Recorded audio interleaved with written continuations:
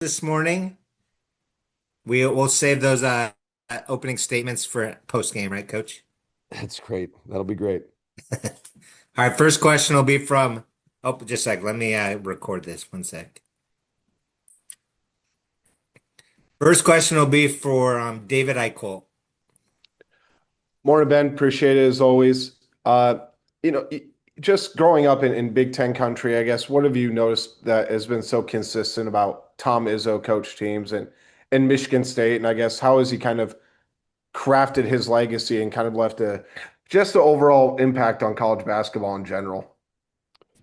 Yeah, obviously, they're one of the best and most consistent programs in the country, close to the most consistent. And I think he obviously gets extreme effort out of his players. They've created an environment that's very difficult to play in.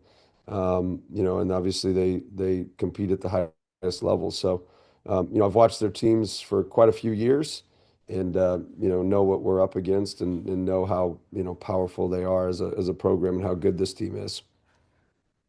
Tom Kicker.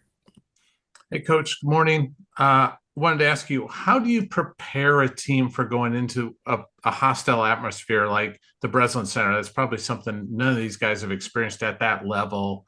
Um, how do you prepare them, and do you coach differently in an environment like that? Not really. I mean, you just pump some noise into the gym. Obviously that you can't really simulate all of that. Just the intensity of it all, the noise, the crowds. You just can't simulate it. There's no like real prep for it. I think, if you put them in adverse situations throughout the summer, you put them in adverse situations throughout the fall, that's your best chance.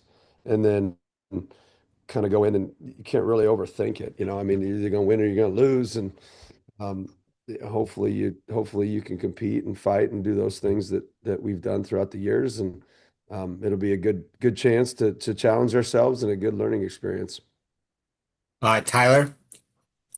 Ben, how was your Thanksgiving plate? Boy, that thing was loaded. And that thing was loaded up with a lot of gravy too. So Michigan State goes, more traditional, like two bigs. How do you decide, like coaching philosophy wise, whether you try to match them versus maybe going smaller and trying to let your lineup kind of dictate the terms? But it probably depends on the game. So I think we went smaller against Grand Canyon, maybe. Late in the game, we went pretty small that time, and it was part of the ebbs and flows of the games. Who's playing at a high level at the time, who can handle the physicality, and if smaller guys can handle the physicality, then we'll play shorter guys, and if it's the opposite, then we'll play the opposite. It really just depends on the game and the scenarios. I don't really go into the game over processing that piece of it, trying to create matchups and stuff like that. Obviously with a true five, that does allow you to play Trevin a little bit more, which he's obviously a good matchup and a good passer and all that stuff. So we haven't really, I guess, thought through that a whole lot. We usually do that mid game. Madison. Hey coach, apologize if I haven't formally introduced myself yet. I'm taking over for the season for Mike. Okay. Um, Wanted to ask a little bit. It seems like a little bit kind of a very basic level question, but how does playing at Michigan State help set the tone for what Big Ten play is going to be like for you guys moving forward the rest of this year? Yeah, I mean, if you're gonna start the league off, why not go to the champs? I mean, I don't see why you wouldn't want to. I mean, just go straight to it. We're getting straight to the action. We're not we're not starting with somebody that's in a different environment that's not. I mean, a lot of the environments are big time, but we're starting at the biggest one. Outside of them, Purdue, a few others that really create a home court advantage. We're going to the defending champs and obviously one of the toughest places to play is in America. Brad Schultz. Morning, Ben. Do you anticipate Brennan Hassan seeing more minutes this week? Good question. Um, I don't know. You know, he's had really good practices. He is an elite teammate, um, does all the things that we ask him to do, and he's starting to really move forward defensively and offensively and all that stuff. So, you know, we would really like to have his shooting because he can shoot, and he's been in environments like this, and this environment doesn't scare him at all. Elliot. Hey Ben, we've obviously seen and talked a lot about Bennett and just how good he is. Has he faced a guard like Jeremy Fears yet in his career? And I guess have you seen any difference in demeanor? I know you've said he's just competitive as hell, and obviously we can see that. But have you seen any difference in his demeanor and preparation for facing another top guard in the country? Um, Second question first. No, he always prepares the same way. He hasn't, it's not something that has created any level of urgency that he doesn't already have. Um, First question. Yeah, he's faced plenty of good guards throughout his career, obviously this summer too, just going to all those NBA things and going to the Chris Paul camp and whatnot. So he's faced quite a few guards. You know, I don't know. It's not really a head-to-head deal a lot of times. You know, I don't know who will guard him. I don't know who he'll guard. Obviously, I'm sure at some point they'll be matched up together, but they're just so opposites in their style of play. You know, where Fears is very transition heavy and their team is very transition heavy, and then you know the opposite is us. We don't necessarily shy away from transition, but we just don't get as many opportunities. So, you know, he's not kicking ahead to Cohen Carr to to shatter the backboard, but you know they're both good in what they in their respective ways. Tom. And how important will rebounding be in this game? Because they're out rebounding their opponents by 12, I think, and they face some pretty good competition. How important will that be in terms of a stat for you to monitor during the game? Yeah, I mean, it'll be, I don't know if it's necessarily that we monitor, but it's something that you prepare for consistently. I think that's the Big Ten, though, as a whole. I think the top, I mean, probably your top five teams are top 10, 15 in the country in rebounding most years, as particularly offensive rebounding. And you know, they're the ones that probably started it all. And so then, you know, I think Illinois was the number one team last year, maybe, offensive rebounding wise. And then, you know, obviously Purdue's a monster on the offensive glass. And now you got Maryland in here that's a like they're just all good. Michigan, I mean, everybody's good defense or offensive rebounding. So it's not even just Michigan State, it's everyone, but specifically them because that's who we're playing next. David. Ben, what's your philosophy and kind of coaching process? Well, if a guy struggles for a couple games, you know he can play that much better. He's fought through adversity through his career. I guess how do you kind of approach going into a game like a Michigan State, for example? Do you try to give him a couple early buckets? Do you talk to him before the game, or do you say, "Hey, I know you can do it. I trust you," and just put him out there? You know, it depends. So everything is like every scenario is completely different than the next. And so it probably depends on the person. It depends on their practice habits. It depends on, you know, how much trust they've earned through their practice habits.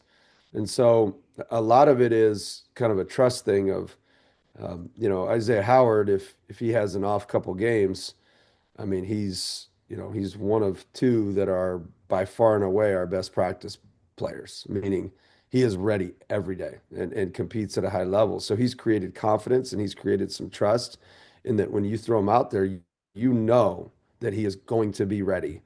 Now, will he have the one game where he had three turnovers in a row in the first? Yeah, he might do that every once in a while, but it's not because he wasn't ready to go. That has nothing to do with it. And so for me, the biggest factor that we have is you know, how are you practicing? How ready are you consistently with those habits?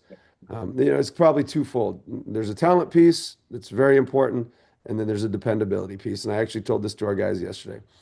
The more talent you have, the less dependable you technically have to be. But if you have a lot of talent and you're really, really dependable, now you're a star, right? And so if you have less talent, you need to be even more dependable throughout. And so it kind of ebbs and flows like that. So adding those two together add to the trust that you have in a player and their ability to come back from, maybe a bad game or whatever and try to build that trust back.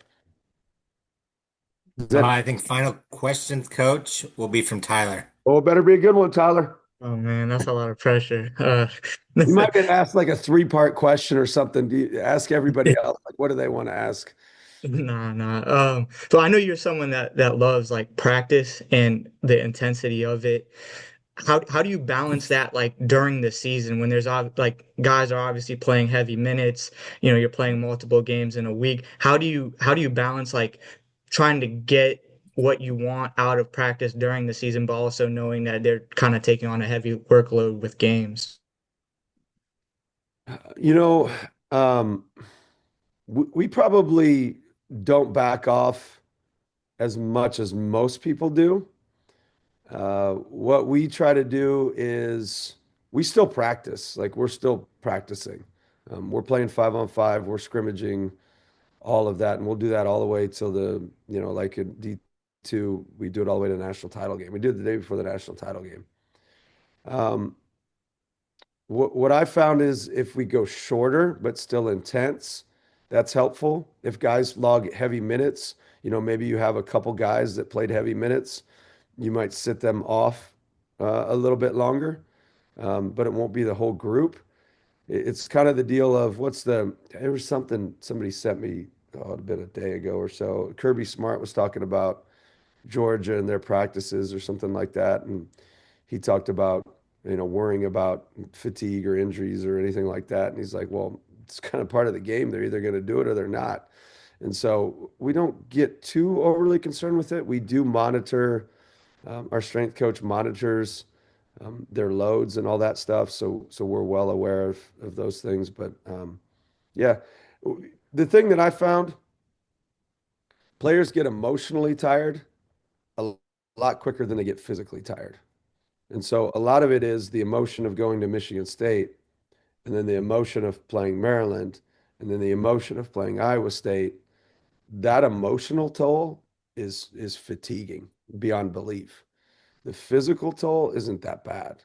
And so you've kind of got to marry those two together, and there's a lot of feel involved in it. So I'll give you a long answer since it was the last one. I appreciate it. You're welcome, Tyler. All right, very good. Thank you, coach. Is everybody going to the Breslin Center? We have a couple going. Okay. Didn't know if they were scared.